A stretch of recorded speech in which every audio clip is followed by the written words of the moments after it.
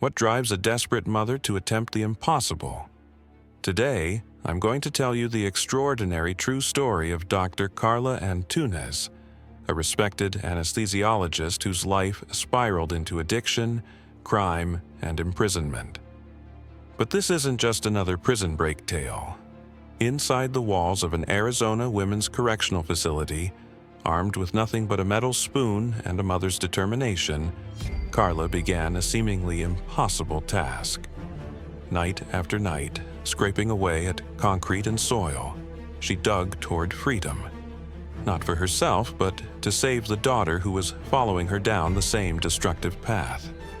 This is a story about addiction's devastating power to destroy not just one life, but generations. It's about the physical and psychological walls we build around ourselves, and the extraordinary lengths we'll go to break them down when someone we love is in danger. But most importantly, it's about discovering that sometimes the most profound escape isn't the one that takes us over the fence, but the one that forces us to face ourselves honestly. Before we dive into this incredible journey of desperation, redemption, and the unbreakable bond between mother and daughter, take a second to hit that like button, subscribe to the channel, and drop a comment letting me know if you've ever gone to extreme lengths to help someone you love. Your support helps us bring more powerful stories like this one to light. Now, let's begin. Carla Antunes stared at the harsh fluorescent lights of the prison ceiling, counting the cracks as she had done every night for the past 2 years. The women's correctional facility in Arizona was a far cry from the prestigious Boston hospital where she had once been a respected anesthesiologist. Her white coat had been replaced by an orange jumpsuit, her medical instruments by institutional cutlery. The memory of her downfall was still raw. It had started innocently enough, a prescription for herself after a back injury. The relief the pills provided extended beyond physical pain, numbing the stress of single motherhood, the pressure of life and death decisions, and the loneliness of being perpetually on call. One prescription became 2, then 5, then forged signatures and, eventually, stealing from the hospital's supplies. "Lights out, ladies," the guard's voice echoed through the cell block. As darkness fell, Carla clutched the one photograph she was allowed, her daughter Sophia, who had been 15 when Carla was sentenced. The image was from happier times, before Carla's addiction had torn their lives apart. Earlier that day, Carla had received her first visitor in months, her sister Elena. "It's Sophia," Elena had said, her voice trembling. "She's skipping school, staying out all night. I found pills in her room, Carla. She's hanging out with Marcus Reeves' crew." Carla felt the blood drained from her face. Marcus Reeves was a notorious dealer in their neighborhood, known for recruiting teenagers to move his product. "She won't listen to me," Elena continued. "She's angry, blames you for abandoning her, says if drugs were good enough for her mother, they're good enough for her." After Elena left, Carla sat in the prison yard, her mind racing. Sophia had been a straight-A student with dreams of becoming a doctor like her mother. Now she was following the exact path that had destroyed Carla's life. That night, as Carla lay in her bunk, her fingers found the metal spoon she had kept from dinner. Prison utensils were counted, but she had managed to bend one and hide it, replacing it with a perfectly straight one she had meticulously crafted from soap and polish. She turned the spoon over in her hands, feeling its weight. Her cell was on the ground floor, near the eastern perimeter where the fence was closest to the building. The soil in Arizona was hard, but not impossible. She had seen the maintenance crews digging. She knew it could be done. 18 months remained on her sentence, with possibility of early release for good behavior. But something told Carla that Sophia didn't have 18 months. Maybe not even 18 weeks. With trembling hands, Carla slid from her bunk and knelt on the concrete floor. She looked at the small space between her bed and the wall, hidden from immediate view. Taking a deep breath, she pressed the edge of the spoon against the concrete and began to scrape. The prison routine became Carla's ally. After 2 years inside, she knew every guard rotation, every blind spot in the surveillance system, and every moment when attention was diverted elsewhere. During her shift in the prison laundry, Carla observed the facility's layout from the windows, mentally mapping the distance between her cell and the perimeter fence. At night, she scraped at the concrete with her spoon, collecting the debris in her pillowcase, which she emptied in the yard during exercise periods. Progress was painfully slow. After a week, she had only created a shallow depression in the floor. Her fingers were raw, and the spoon's edge was growing dull. But Carla persisted, her medical training helping her calculate angles and structural weaknesses. "You seem different lately, Doc," remarked her cellmate Darlene, a former accountant serving time for embezzlement. "Less present." Carla maintained her composure. "Just focusing on my release plan." "Well, whatever you're planning, be careful. Martinez is watching you." Officer Martinez was known for his thoroughness during cell inspections. Carla would need to be more cautious. During a mandatory group therapy session, Carla found herself actually listening for the first time. "Addiction doesn't just take from you," the counselor explained. "It takes from everyone who loves you, your children especially." The words hit Carla like a physical blow. She had been so consumed by her own pain, her own need, that she had failed to see how it was affecting Sophia. Now, her daughter was repeating the cycle.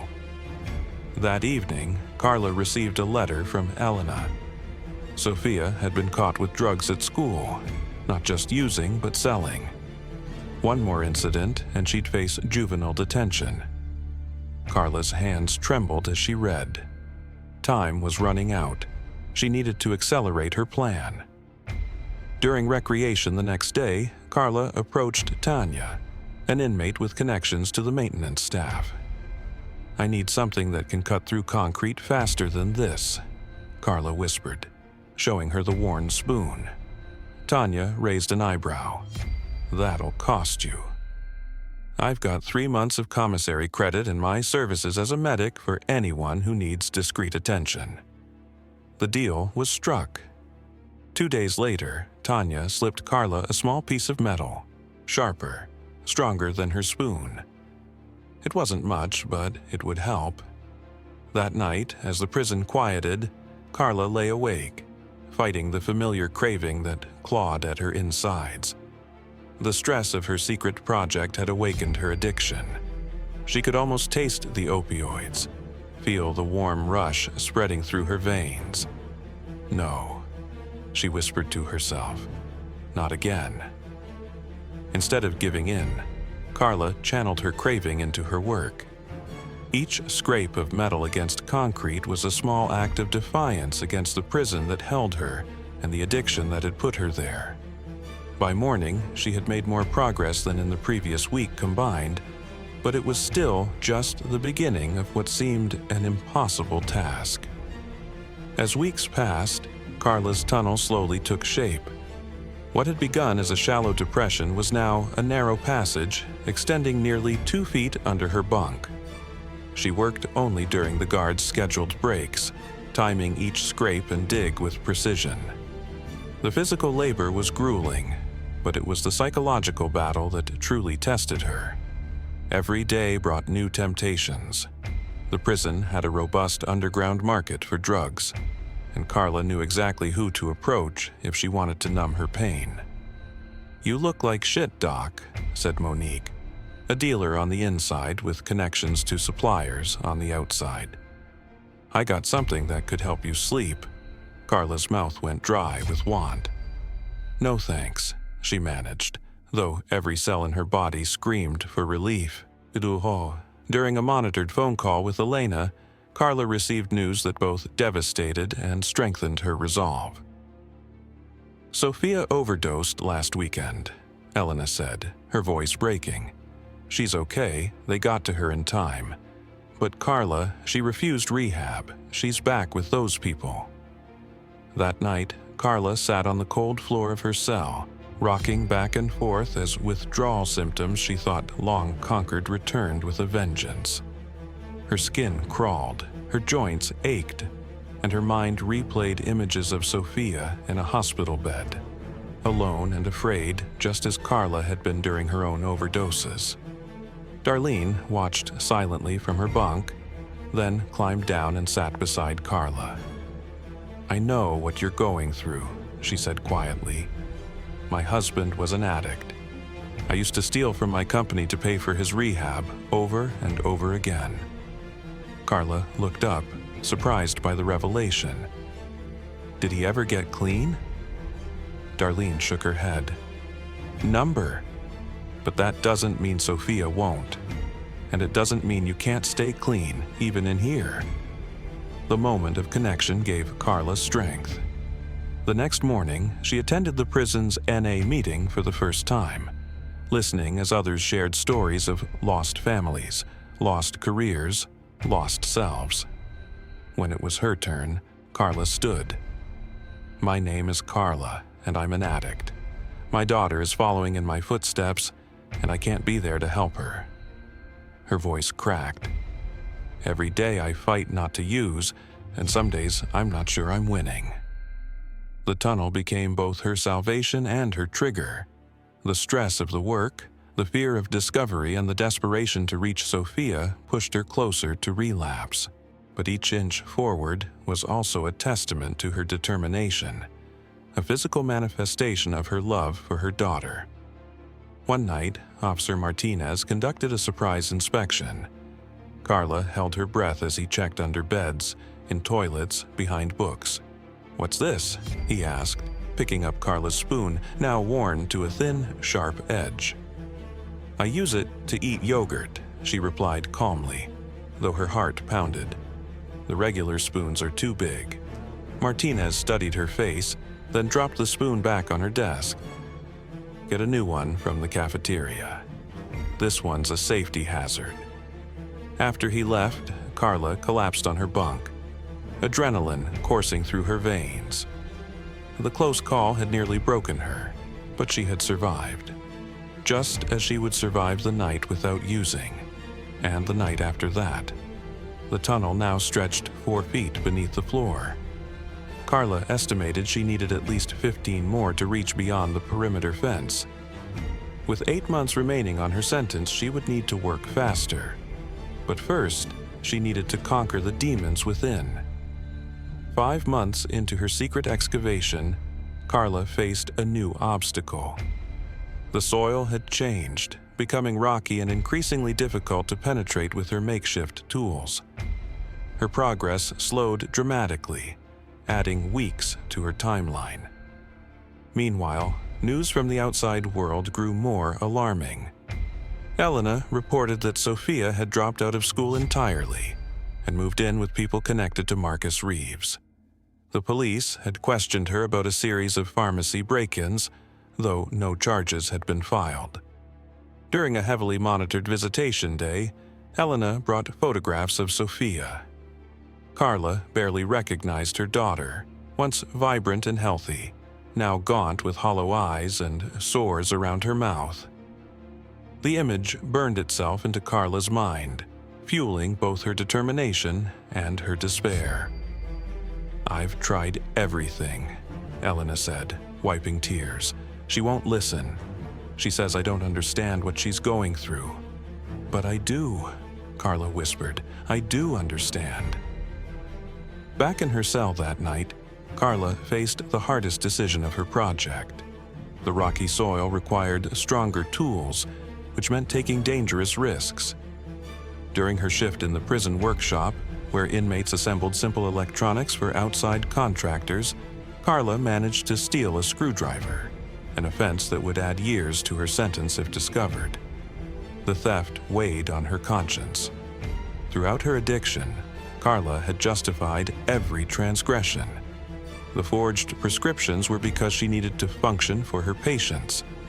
The stolen medications were because she couldn't afford her habit otherwise. Each justification had led her deeper into destruction. Was she making the same mistake again? Was she rationalizing actions that would ultimately cause more harm? The prison psychologist had a term for it: addict thinking, the belief that normal rules didn't apply when necessity demanded otherwise. Carla recognized the pattern, but pushed forward anyway. Sophia needed her. Using the screwdriver, Carla made significant progress through the rocky layer. But as she worked, her mind became increasingly clouded with cravings. The physical pain of digging, combined with the emotional turmoil of Sophia's situation, wore down her resistance. One evening, Monique approached her in the yard. "Final offer, Doc. I'm getting transferred next week. You look like you're about to snap, and I don't want your breakdown on my conscience." Carla stared at the small packet Monique discreetly showed her. Relief was just inches away. Temporary, false relief that had once destroyed her life. "I can't," Carla said, though every fiber of her being screamed otherwise. "Suit yourself. But everybody breaks eventually. It's just a matter of how and when." That night, as Carla lay in her bunk, listening to the sounds of the prison settling into darkness, Darlene's voice came from across the cell. "Whatever you're doing at night, it's killing you. I haven't said anything because it's not my business, but you're not going to make it at this rate." The simple observation broke something in Carla. She had been so focused on the physical escape that she had neglected her internal prison, the addiction that still held her captive. "I need to save my daughter," Carla confessed, her voice barely audible. "You can't save anyone if you don't save yourself first," Darlene replied. "That's what they keep telling us in those meetings you've been skipping." The next morning, instead of planning her night's excavation, Carla returned to the NA meeting. She shared honestly about her struggles, her fears for Sophia, and her overwhelming sense of failure as a mother. Afterward, an older inmate named Grace approached her. "I lost my son to an overdose while I was in here," Grace said. "I'd give anything to go back and do things differently, but you still have a chance." "How?" "I can't reach her from in here." "Write to her. Not as a mother lecturing a child, but as one addict to another. Tell her what you couldn't tell her before." That afternoon, Carla began a letter to Sophia, pouring out everything: the progression of her addiction, the shame, the lies she had told herself and others, the physical and emotional toll, and the devastating consequences. She wrote about her regret for the years lost, the birthdays missed, the school events she had attended in a fog. "I cannot ask your forgiveness," she wrote, "but I can offer you my truth. This disease tells us we're in control when we're anything but. It promises relief, but delivers only more pain. I would give anything to spare you this lesson, but I fear you must learn it as I did. Just know that recovery is possible. It is hard and it is daily, but it is possible." After mailing the letter, Carla returned to her tunnel with renewed focus. The rocky layer eventually gave way to softer soil, allowing her to make up for lost time. She was now just over halfway to her goal, with approximately 7 months left on her sentence. But for the first time since beginning her desperate project, Carla considered an alternative. What if she focused on legitimate release, on being there for Sophia as a recovering addict rather than as an escaped felon who would forever be looking over her shoulder? The question haunted her as she continued to dig, no longer certain of her path forward. As winter settled over the prison, bringing cooler temperatures to the Arizona desert, Carla's tunnel had reached nearly 10 feet in length. She estimated another 9 feet would take her beyond the perimeter fence. Her nightly excavations had become more efficient, but the toll on her body was evident. Her hands were calloused and cracked, her back constantly aching, and dark circles shadowed her eyes.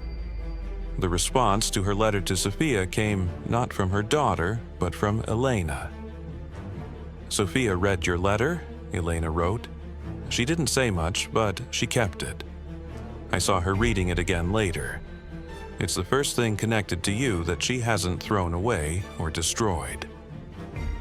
This small sign gave Carla hope, but the situation remained dire. Sophia had been arrested for possession, though as a first-time offender, she was released to Elena's custody with mandatory counseling sessions. One afternoon, as Carla worked her shift in the prison library, Officer Martinez approached her shelf. "Dr. Antunes," he said quietly, using her former title. A word in private. Carla's heart raced as she followed him to a corner away from other inmates and guards. Had he discovered her tunnel? Was this the end of her plan? "I need medical advice," Martinez said, surprising her. "Off the record?"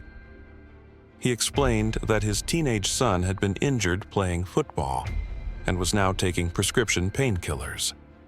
Martinez had noticed behavioral changes, missing pills, and was concerned about potential addiction. "I see how he looks at those pills," Martinez said, his official demeanor cracking to reveal a worried father. "The same way some of you look at contraband. I don't want him to end up." He gestured around the prison library. Carla provided honest advice: how to recognize signs of dependency, how to approach the subject without triggering defensiveness, and resources for families dealing with potential addiction. "Thank you," Martinez said when she finished. "I know your record. I know what you did. But I also know you were a good doctor before the drugs took over." The conversation shifted something in their dynamic. Martinez began nodding to Carla in the corridors, occasionally asking follow-up questions about his son's progress. More significantly, he sometimes overlooked minor infractions during cell inspections. A contraband book here, an extra blanket there. Carla wondered if this subtle alliance could help her cause, but quickly dismissed the thought. Using Martinez's personal crisis to further her escape would be a betrayal of trust and a return to her manipulative addict behavior. Instead, she focused on legitimate paths. She applied for the prison's peer counseling program, using her medical background to help other inmates understand the physiological aspects of addiction. She attended every NA meeting, accumulated perfect behavior records, and even began discussing early release possibilities with her court-appointed lawyer. All the while, her tunnel continued to grow. One night, as Carla worked beneath her bunk, Darlene's voice came unexpectedly from above. "So, that's where all the dirt in our laundry has been coming from." Carla froze, her heart stopping.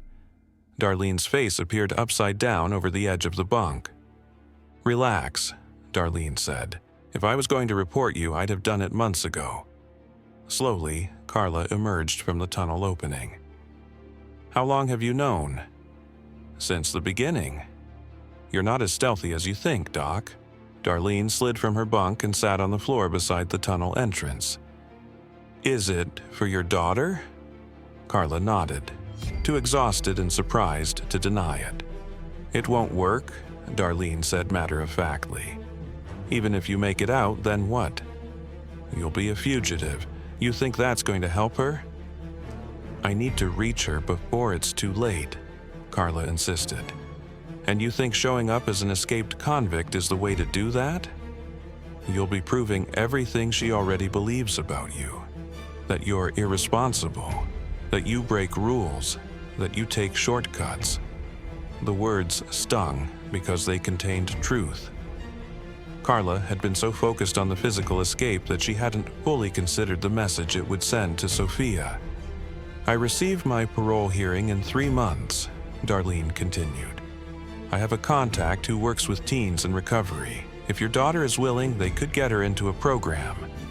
Carla's eyes filled with tears. "Why would you help us?" "Because my husband died alone in a motel room while I was in here serving time for trying to save him," Darlene replied. maybe your story can have a different ending. That night, Carla lay awake contemplating her options. The tunnel represented months of physical labor, determination, and hope. Abandoning it felt like giving up on Sophia. But what if Darlene was right? What if legitimate means offered a better chance? The next morning, Carla received unexpected news. Her request for a sentence reduction based on her work in the peer counseling program had been approved. With good behavior, she could be released in 4 months instead of 7. As she processed this information, another letter arrived from Elena. Sophia had attended her first NA meeting. She said she went because she wanted to understand your letter better, Elena wrote. She's still using, but this is the first time she's shown any interest in recovery. For the first time since beginning her tunnel, Carla considered the possibility that there might be another way out, not just from prison, but from the cycle of addiction that had ensnared both her and her daughter. That night, instead of digging, Carla wrote another letter to Sophia, sharing her own early recovery experiences and the daily struggle to choose sobriety. She also made a decision about the tunnel, one that would either save them both or destroy any chance of reunion. As spring arrived, bringing desert wildflowers and warmer temperatures, Carla's tunnel had reached its final stages. Just 3 more feet would take her beyond the perimeter fence. After months of exhausting labor, freedom was tantalizingly close. Simultaneously, her legitimate path to release had accelerated. Her exemplary behavior and work in the peer counseling program had impressed the parole board. Her lawyer was confident she would be released within 2 months, possibly sooner with Martinez's unexpected support.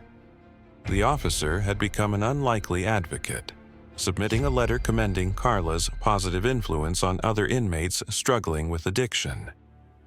His son had entered treatment, and Martinez credited Carla's advice with helping him recognize the signs before things escalated. Meanwhile, Sophia's situation showed cautious improvement. After attending several NA meetings, she had agreed to outpatient treatment, though she still struggled with consistency. Elena reported moments of the old Sophia returning, brief glimpses of the bright, ambitious girl who had existed before Carla's addiction had shattered their family. These parallel paths, the illicit tunnel and the legitimate release, represented the 2 sides of Carla that still battled within her. The desperate addict willing to take dangerous shortcuts versus the recovering physician who understood the value of process and patience. One afternoon, Carla was called to the warden's office, an unusual summons that set her pulse racing. Had they discovered her secret? Was all hope lost? Instead, she found Martinez waiting with the warden, both with serious expressions. "Dr. Antunes," the warden began. "Officer Martinez has brought something concerning to my attention." Carla's knees weakened, but she maintained her composure. "He believes your daughter may be in imminent danger." This was not what Carla had expected. She looked to Martinez, confused.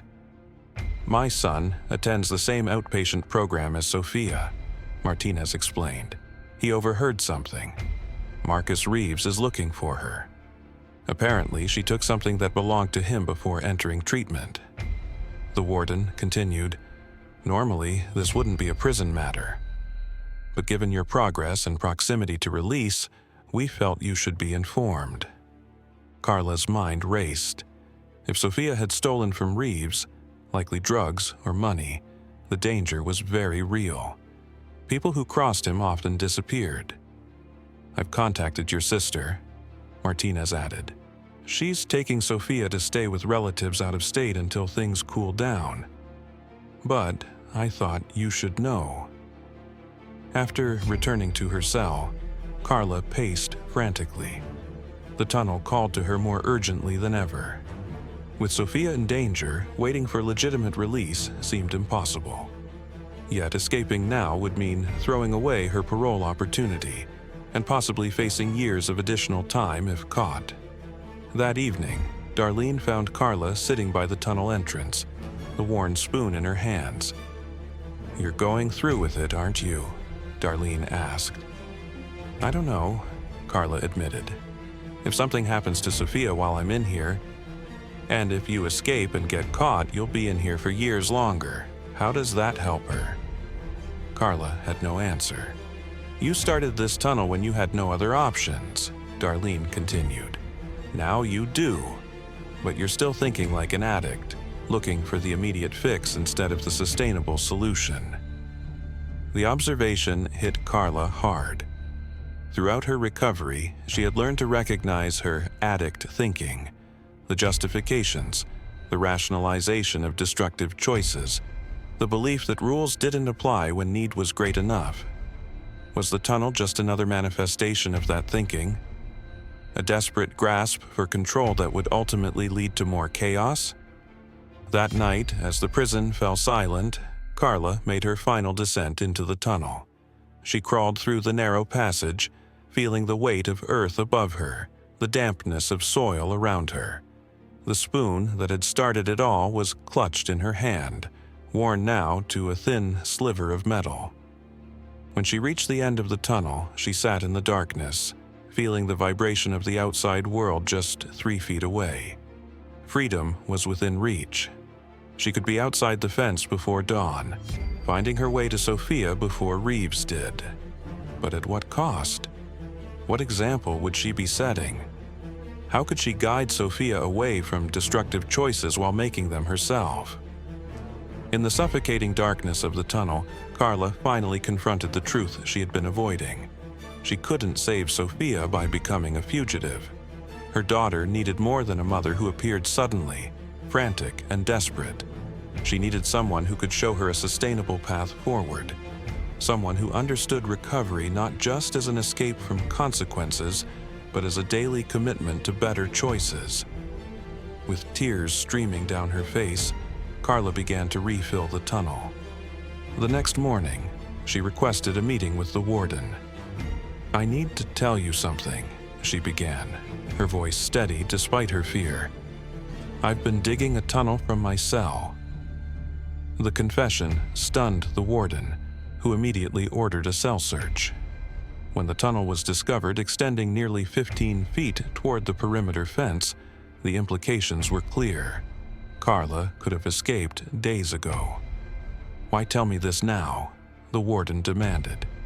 "Because I want to be the mother my daughter needs," Carla replied simply. "And that means facing consequences, not running from them." The confession jeopardized her early release and could have resulted in additional charges.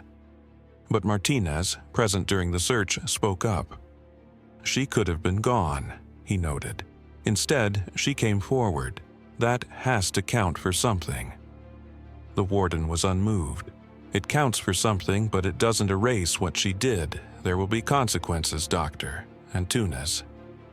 Carla accepted this, understanding that recovery wasn't about escaping consequences but about facing them with integrity. She was placed in administrative segregation pending a disciplinary hearing, isolated from the community that had supported her recovery.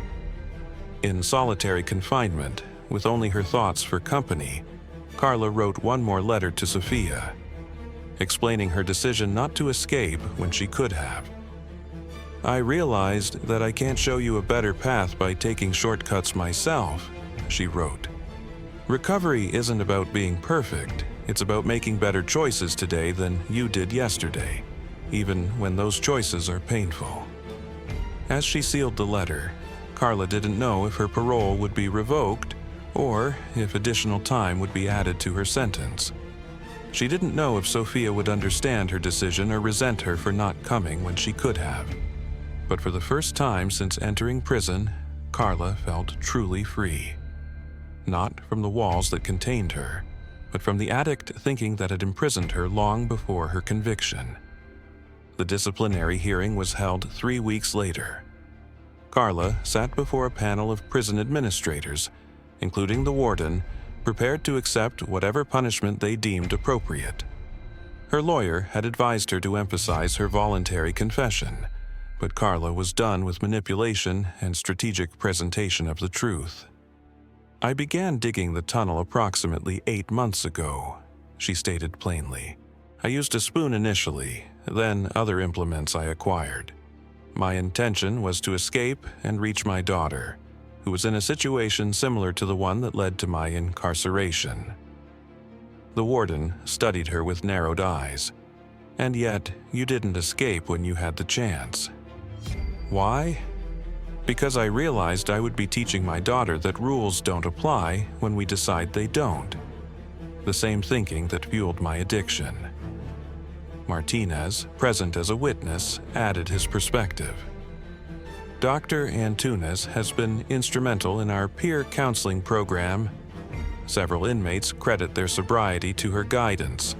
The panel deliberated for nearly an hour before delivering their decision.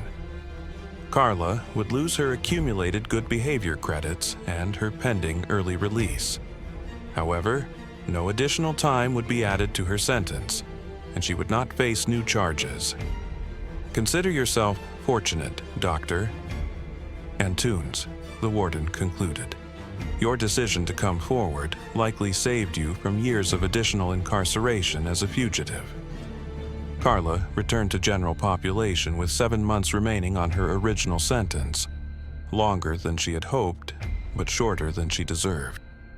Darlene, who had received parole during Carla's time in segregation, kept her promise. Her contact helped secure a place for Sophia in a residential treatment program in New Mexico, away from Reeves' influence.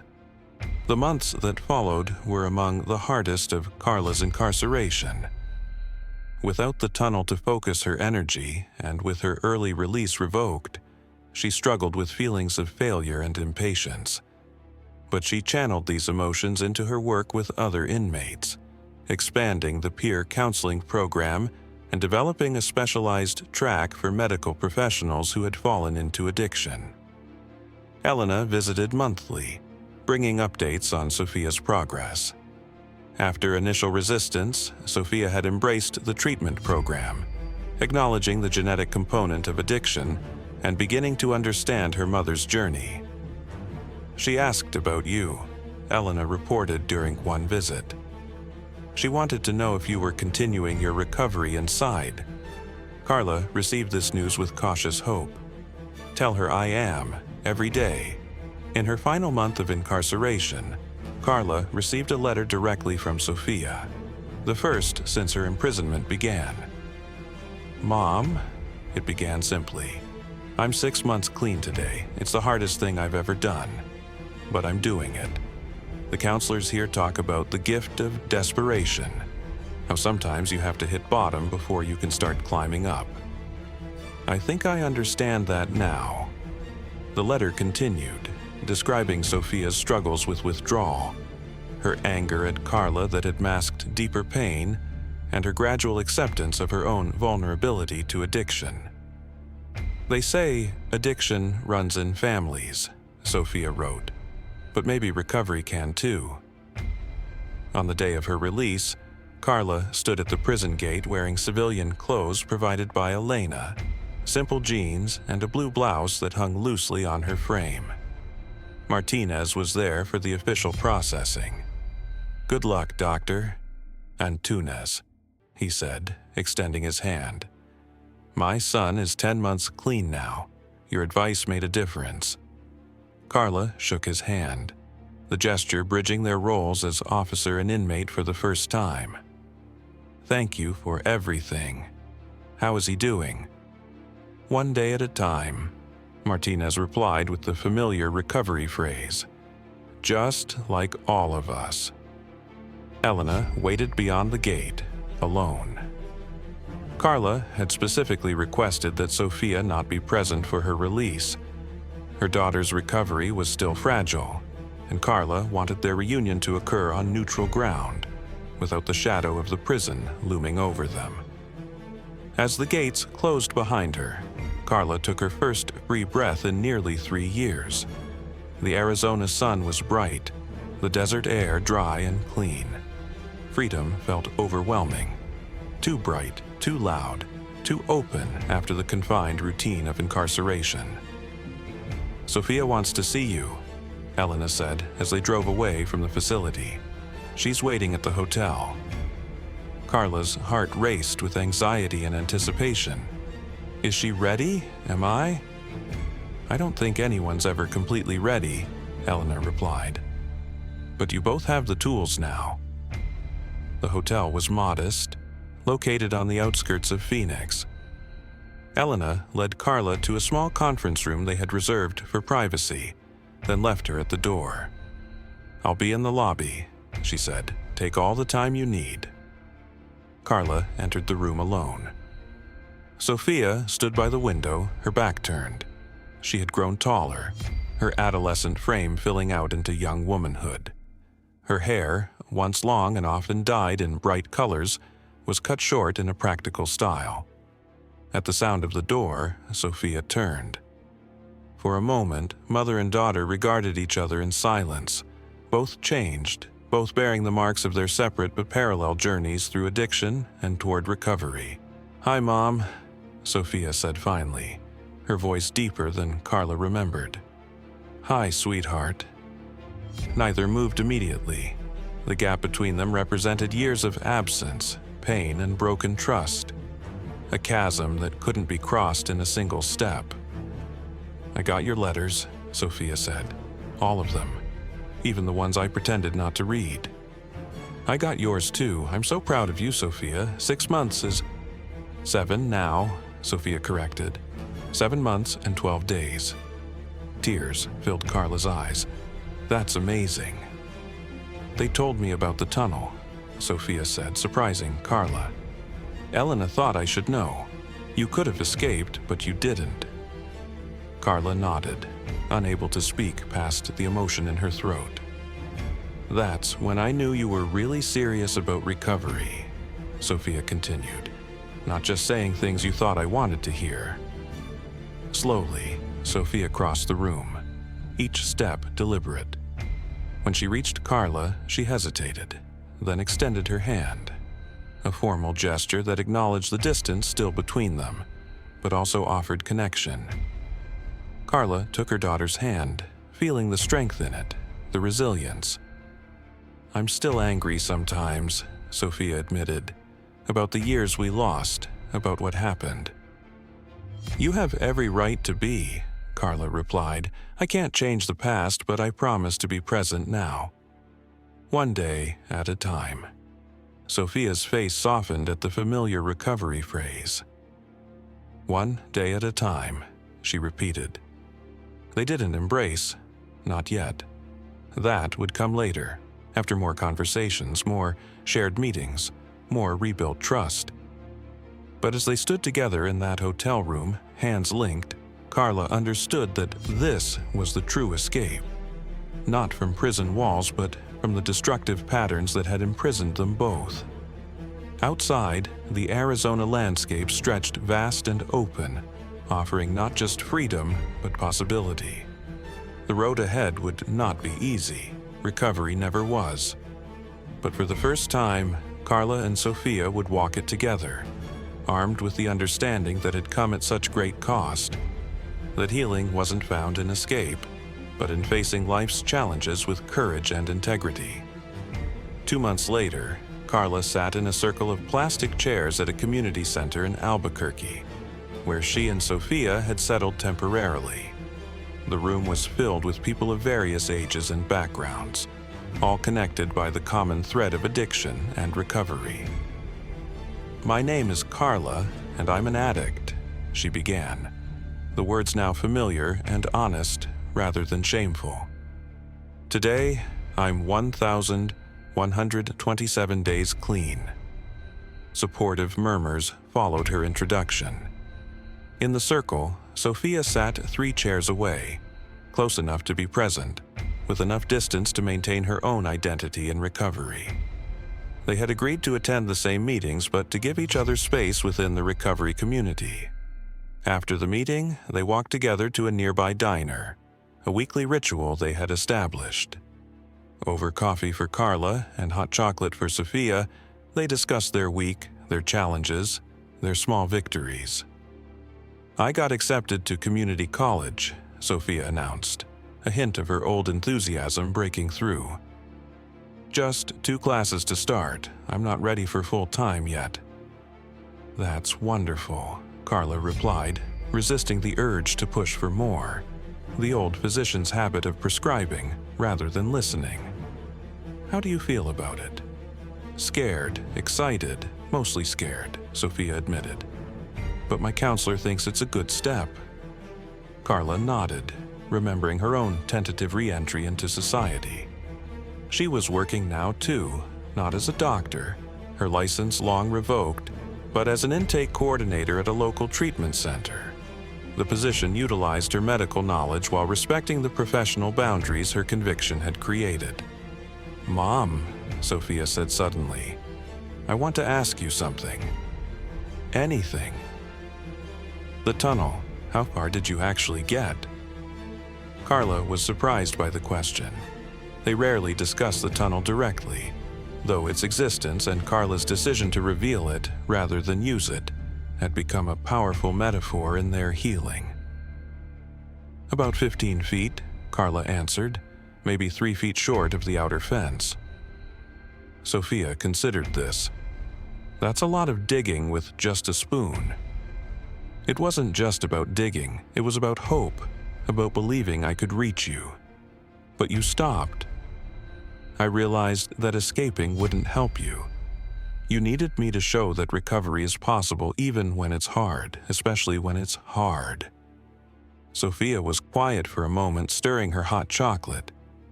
"I used to be so angry that you chose drugs over me. That's what I thought, that you loved drugs more than you loved me." Carla felt the familiar stab of guilt, but she didn't deflect it. Recovery meant accepting responsibility without letting shame become destructive. "I understand why you felt that way," she said gently. "But now I get it," Sophia continued, having been there myself. It wasn't about love at all. It was about pain and escape. The maturity in her daughter's perspective brought tears to Carla's eyes. "You understand more at 19 than I did at 40. "Well, I had a good teacher," Sophia replied, the ghost of a smile crossing her face, "even if she taught me the hard way." That evening, as Carla prepared for bed in the small apartment she shared with Elena while saving for her own place, she found herself thinking about her cell at the correctional facility. The concrete walls, the narrow bunk, the hidden tunnel that had consumed so many months of her incarceration. The tunnel had been filled in, the floor repaired, all physical evidence erased.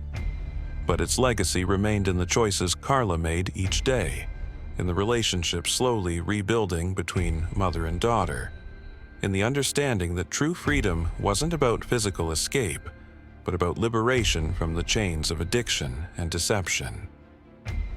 6 months after her release, Carla stood before a different audience, a classroom of medical students at the University of New Mexico. She had been invited as a guest speaker for a special lecture on addiction in healthcare professionals. "My name is Dr. Carla Antunes," she began, reclaiming her title not as a practicing physician but as an educator with hard-earned expertise. "I was an anesthesiologist for 15 years before losing my license due to addiction. I'm here to share my experience in the hope that it might help you recognize the signs in yourselves or your colleagues before it's too late." From the back of the lecture hall, Sophia watched with quiet pride. Now 20, she was in her 2nd semester of community college, studying psychology with a focus on addiction counseling. Their paths, once tragically parallel in addiction, were now aligned in recovery and in their shared commitment to helping others avoid the same pitfalls. Later, as they walked across campus together, Sophia linked her arm through her mother's, a casual gesture of affection that would have been unimaginable 2 years earlier. "You did good today," she said. "Those students were really listening." "I hope so," Carla replied. If even one of them recognizes the warning signs and gets help before it's too late, it will be worth it. Like the spoon, Sophia mused. Carla looked at her questioningly. All that work with just a spoon, Sophia explained. But the real breakthrough wasn't getting out. It was deciding to stay and face things honestly. Carla squeezed her daughter's arm, marveling at the wisdom that had emerged from their shared pain. Exactly like that. As they continued walking, Carla reflected on the unlikely journey that had brought them here. How a desperate plan for physical escape had ultimately led to a much more profound freedom. The tunnel that had never reached its intended destination had nonetheless carried both mother and daughter to a place of greater understanding, resilience, and hope. The true escape, Carla realized, hadn't been from prison at all. It had been from the destructive patterns that had imprisoned them both, long before any walls or fences had contained them. And unlike the tunnel, abandoned just short of its goal, this journey of recovery continued, one day at a time, with no end point, but rather a continuing path forward that mother and daughter now walked together. The end.